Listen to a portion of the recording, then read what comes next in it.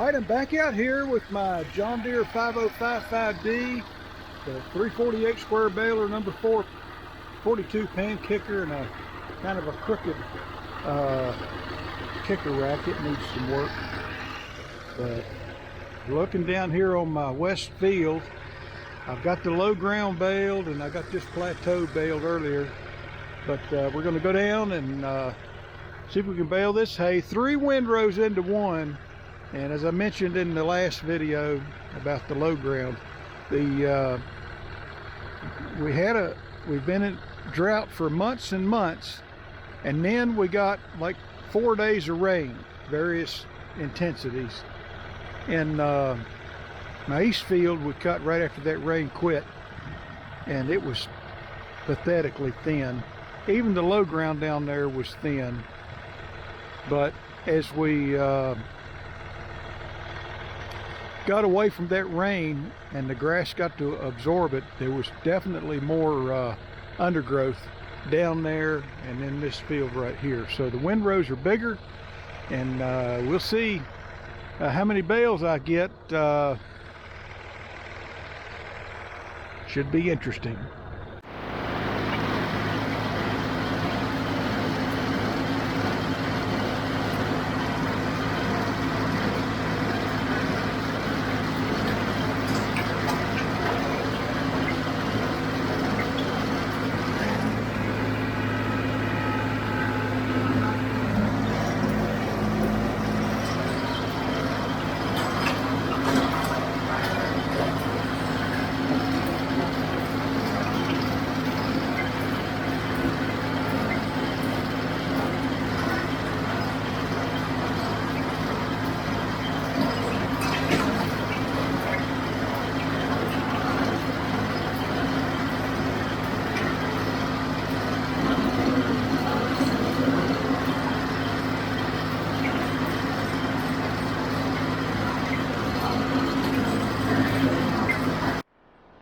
Just checking the bales out here.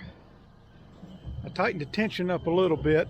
I thought the last bit of bales I baled in the last video were starting to, when the hay gets drier, you kind of need to take the tension down a little bit. And but kind of like what I'm seeing here,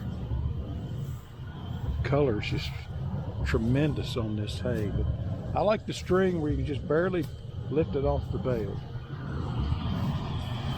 So let's keep going.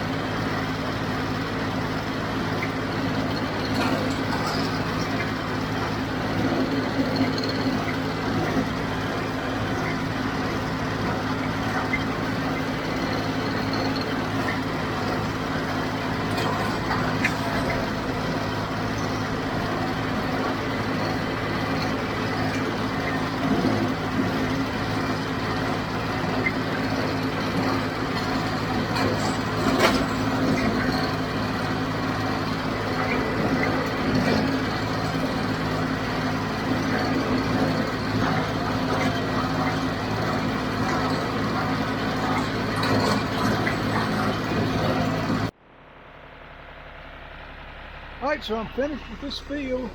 Again, the yield is pathetic. But John Deere 5055D, the backbone of the farm. 348 John Deere Baler, number 42 pan kicker, and a homemade kicker rack that needs some work, but it did the job today. And anyway, I got a few bales over the side I got to go around and pick up, but yeah, we're done with first cutting now. We'll shift gears, be looking for some teff grass hay, I hope, in about a month, and we'll see how that goes. So probably have an update video at some point, but this is the end of first cutting for 2026. We'll talk to you later.